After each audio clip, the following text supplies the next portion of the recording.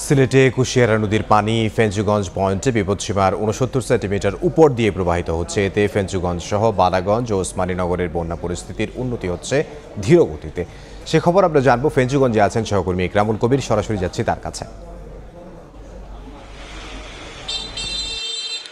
আমি এই মুহূর্তে দাঁড়িয়ে আছি সিলেটের অত্যন্ত প্রাচীন একটি বাজার ফেঞ্চুগঞ্জ বাজারে। এই ফেঞ্চুগঞ্জ উপজেলার যে মূল বাজারটি, এই বাজারটি আজকে থেকে ১০-১২ দিন পানিবন্দী হয়ে আছে। শুধুমাত্র এইবার নয়, এই মৌসুমে এবার দ্বিতীয়বারের মতন এই একটু বৃষ্টি হলে বা কুশিয়ারা নদীর পানি একটু বাড়লেই এই বাজারটি পুরো দোকানে প্রায় ১ থেকে ১.৫ হাজার ব্যবসায়ী আছে বা দোকান আছে, সব ব্যবসায়ীরা পানি নিচে তলিয়ে যায়। এই কারণ হচ্ছে গিয়ে এই কুশিয়ারা নদীর পানি এখন পর্যন্ত কোনোভাবেই নামছে না। আজ যদি বলি, আজ এই মুহূর্তে প্রায় ৮৮ সেন্টিমিটার উপর দিয়ে প্রবাহিত হচ্ছে কুশিয়ারা নদীর পানি।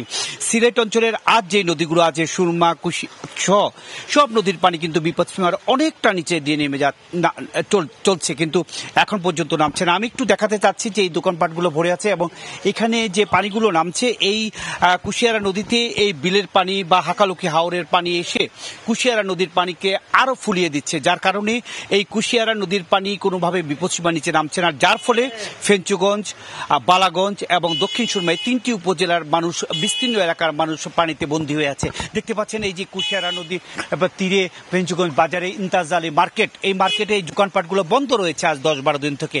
বা এই যে এই মার্কেটে রয়েছে ২ থেকে ২.৫ কিলোমিটার এই বাজারে অধিকাংশ দোকান বন্ধ রয়েছে। দুই এক অংশ থেকে কিছু কিছু পানি কমতে শুরু করেছে, তারপরেও কমার যে হার, সেই হারটিও অত্যন্ত কম এবং এইভাবে কমতে থাকলে এই পানি নামতে নামতে আরো হয়তো সপ্তাহখানিক লেগে যাবে। কারণ গতকালকে থেকে আজকে পর্যন্ত মাত্র ৪ সেন্টিমিটার পানি নেমেছে। ২৪ ঘন্টায় ৪ সেন্টিমিটার করে, কোনো ২৪ ঘন্টায় ২-৩ সেন্টিমিটার করে পানি নামছে।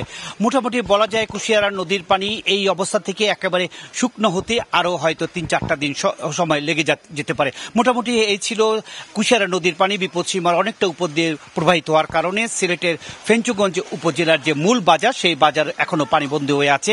এটি শেষ খবর। সিলেটের ফেঞ্চুগঞ্জ থেকে সহকর্মী ইকরামুল কবির।